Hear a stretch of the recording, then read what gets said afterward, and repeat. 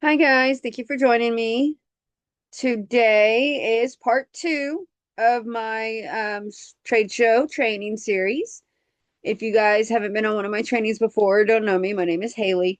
I have been with Archer for about 2 years now. Since 23, yeah, so about 2 years now. And I do these trainings quite regularly. I post them on my YouTube. So this is live, but it's also being recorded. All right. So, and then two, in case you didn't catch it, hold on just a second.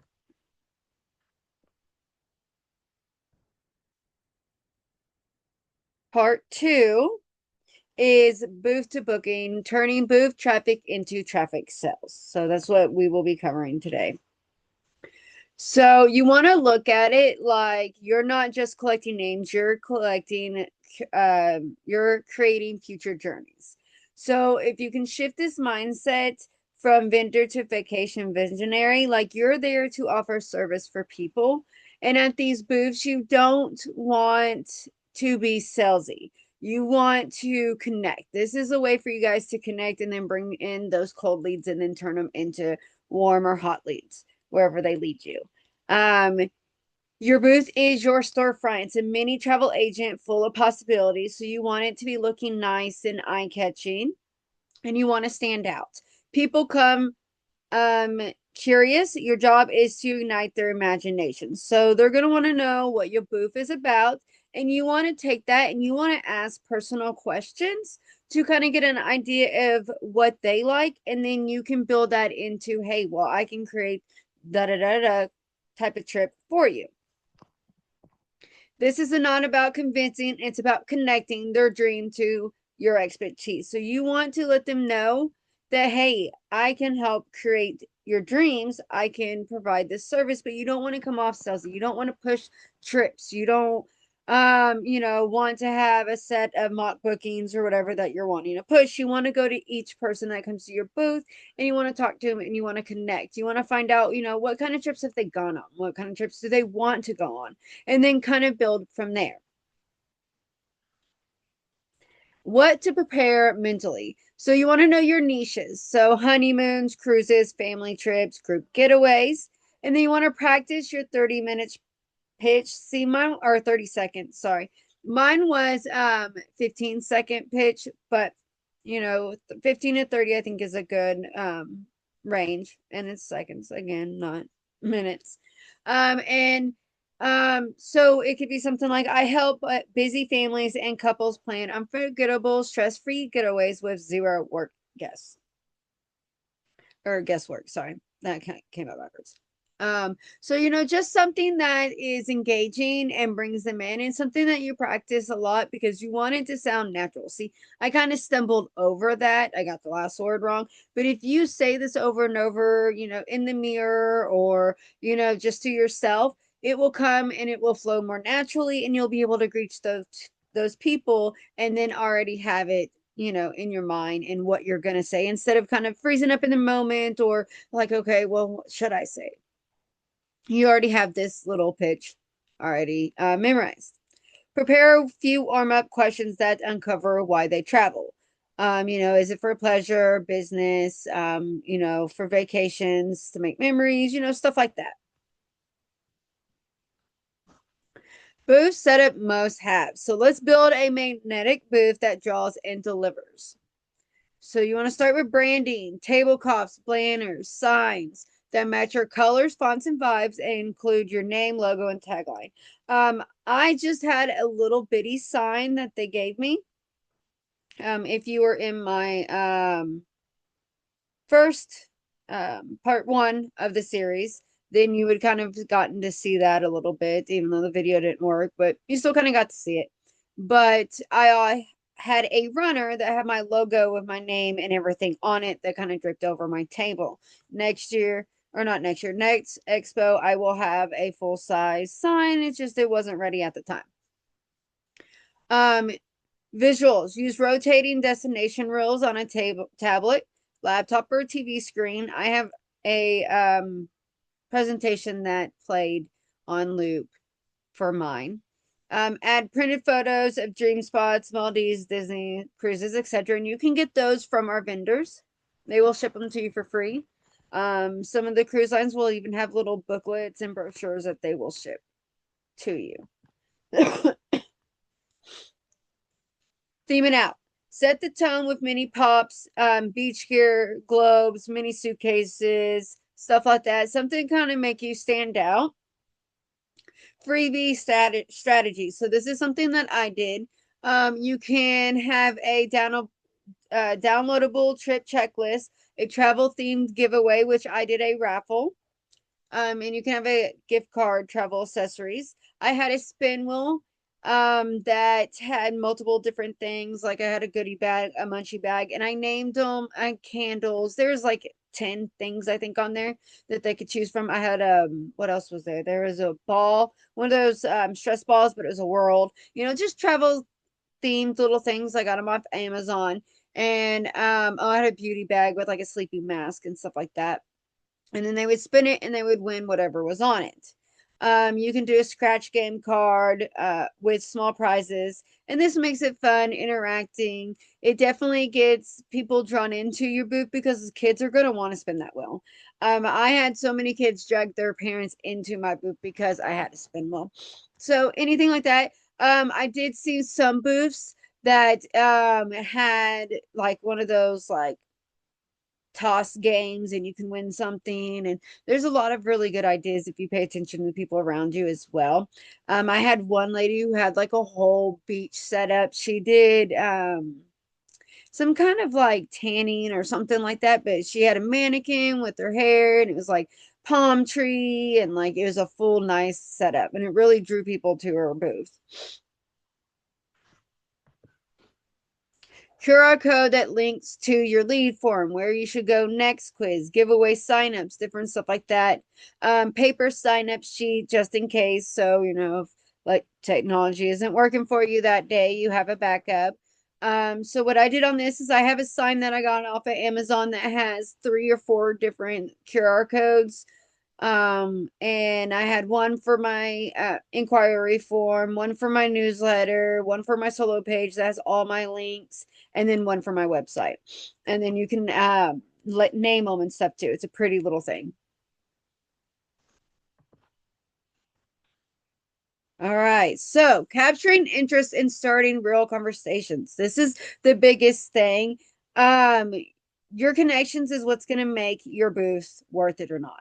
If you don't make connections, then it's not going to be worth it. And you learn every time you do one. I'm not saying like you do one and it doesn't turn out right, you shouldn't do it again. That's not what I'm saying. You take what you did and you learn from it. So I answer 3 questions, and I kind of went over this a little bit in part 1, but I answer these 4 questions after every expo that I do. And it's, what did I do right? What did I do wrong? What could I have done better? And if I have any ideas for the next one. So I answer those quick 3 questions. I have a little notepad, and as I notice stuff, I'll write it down.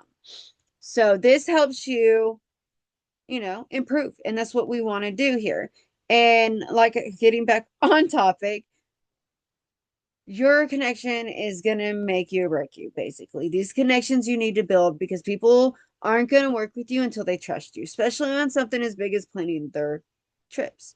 So you want to welcome them warmly, smile, make eye contact when you greet them.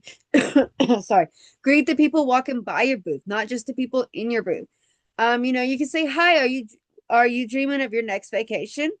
Or, "Hi, my name is Haley. Can you tell me a little bit about the last time you went on a trip?" Or, "What's your dream destination? If you could go on any trip, what would it be?" Little questions like that is a great way to start the conversations. There's also want to win a $50 travel gift card or discover your perfect destination. That's another way. It introduces any kind of raffle or drawing that you have going on. And then you also give them another option to learn some more information on some destinations. Ask engaging questions. So start with curiosity. Things like if you could go anywhere right now, where would it be? Are you planning a trip this year or just gathering ideas? Do you usually travel with family, solo, or with a partner? And all this stuff will build up the information that we're going to need to be able to build that great vacation for them. Bonus tip, use a vacation matchmaker form to help themselves select interests. And these vacation matchmaker forms, you can have ChatGPT make one for you. And this is just going to have like different questions for them to answer to be able to, match that vacation better for them. Lead capture like a pro. So these things are you're going to want to capture. I'm going to move my stuff around now. You want full name, email, and or phone number, type of travel they're interested in. You can use check boxes. And that kind of goes back to that vacation form that we were talking about. Budget range, travel timeline, and where they want to go. All of this is great information to have, but sometimes you're not going to be able to get this full range in one connect, like in one stop. So you want to at least get their contact information because a lot of my cold leads, because I got 234 cold leads and it was all from my raffle, but all I was able to get from them because a lot of them were in a rush to stop by because I was on the bingo card. And with the bingo card, they had to come to my booth and I had to stamp them for them to win some prize that they were giving away. It was like a $3,000 gift card or something like that. So a lot of them were just stopping by, and I knew this was going to be the case, but it still allowed me to collect cold leads. So my raffle tickets, they had a place for their name, their phone number, and their email. But the more information you can collect from them, the better, because you can not only connect, but be able to have questions answered so that you can build up a vacation for them, or at least enough information to be able to pitch a vacation to them. Lead tags. So you guys want to keep like a Google Sheet, Google Doc, Excel, Word, something like that set up for all your leads. And then you want to be able to mark them as hot, warm, or cold. And this kind of lets you know like where they're at with you. So a cold lead is someone that like someone I got from my raffle. They're interested in travel, but they're not have any travel plans set right now. They're not planning anything, or they're not sure that they want to work with you. So that would be a cold lead. Warm warm lead is where they're curious, they're talking about travel, but they're not quite ready to book. And then a hot lead is they're ready to plan and book. You can use stickers, symbols, or codes. I have mine because I use Google Sheets. I have my box filled in a certain color for each lead. Hot is red, warm is pink, and then blue is cold. And that's how I know mine. And then I kind of move them around and I have different groups on them, and I have people that just have the email, people have the phone number, people have both, and then they're broken down into leads in each group. So mine's kind of a little more organized, or thrown in that way. And then you can do this on paper or digital like me, and this just makes it easy to be able to quickly identify who's your warm, who's your hot, and who's your cold leads. Follow-up timeline. So the following up with your leads is one of the biggest things that you guys need to do. You want to keep your business in the front of their mind. People forget, they might want to book travel, but they forget that they met a travel agent, or they forgot, your contact information, or something like that. You want to make the follow-ups feel personal and natural. You don't want them to be salesy. We're trying to make connections. A quick thank you email or text 1 to 2 days after the expo. Something kind of like, hi, my name is Haley. It was a joy chatting with you at the expo event. Here's this little checklist or quiz I mentioned. Let's start planning your perfect getaway. or something kind of like that. If you didn't mention a quiz or something, you can put in there, how you guys talked about a vacation or what you talked about. Day 3 to 7, you want to follow up in a deeper way. So offer a 15-minute travel consultant. You can use Candly or something like that. Send an exclusive vacation planning um, F PDF. Mention any travel deals related to what they shared. And that's what makes these notes come in handy.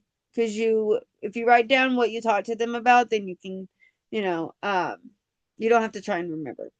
Then 2 weeks or plus, add them to your email list with regular destination spots, promos, and travel tips. That way, they are seeing you multiple times because it is said that you have to touch someone 5 to 7 times before they buy from you. So, you're sending these emails, you're sending these texts, you're keeping them, you're making them remember you. And the more they see from you, the more they're going to trust you. Create a low risk booking funnel. And there is a really good training in the community on funnels. So that is a different training. So I'm not going to really get into that. Invite them to take the next step. Free vacation planning call, custom destination options, downloadable trip planner. Offer a booking incentive. Book a trip within 10 days, get a free travel welcome box. Every book trip gets you an entry into a $100 travel gift card drawing. Anything like that that's going to draw them into learning more about you and about your business and to get them into that funnel. You want something that will bring them into their funnel. People love free stuff. After each event, how many you want to collect information, like how many leads did you collect, how many were hot, cold, warm, how many calls did you book, how many trips were quoted or sold. And then, like I said, I always do those 4 questions, always, no matter what. Even if I don't do these other ones, I do those. Ask yourself questions. What questions come up most is a great thing. I had a frequently asked questions um, printed out in my binder that people will look through. And these questions, if you remember the questions that were asked or the ones that were asked most, you can throw them into your frequency asked questions. Which booth elements attracted the most attention and what messaging worked best? All of these things are going to help you better your next expo.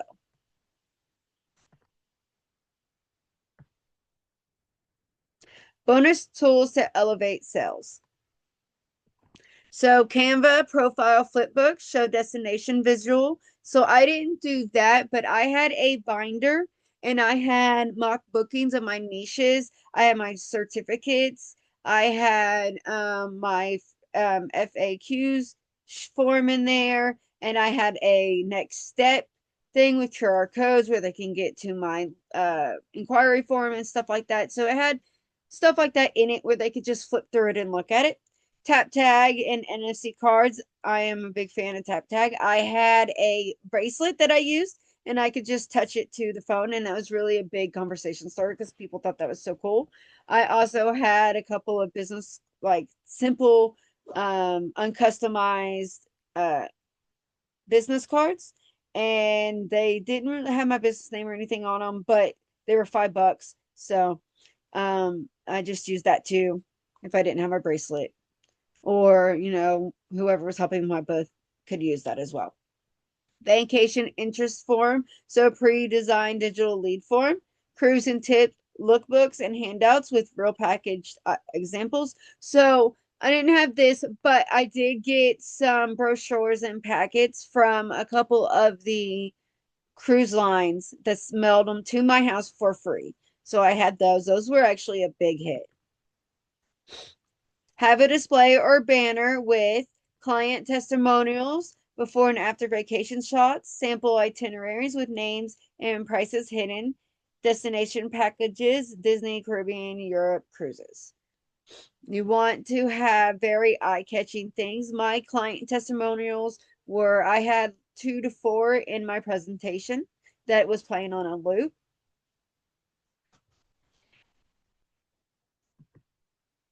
All right, guys. Do you have any questions?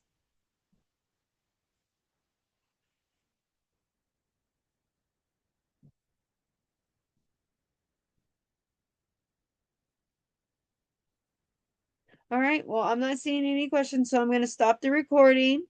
And then if you do have any questions, I will wait just a little bit longer. Thank you guys for joining tonight. And don't forget to subscribe to receive all of my other trainings as well as the other parts to this series. Have a great night.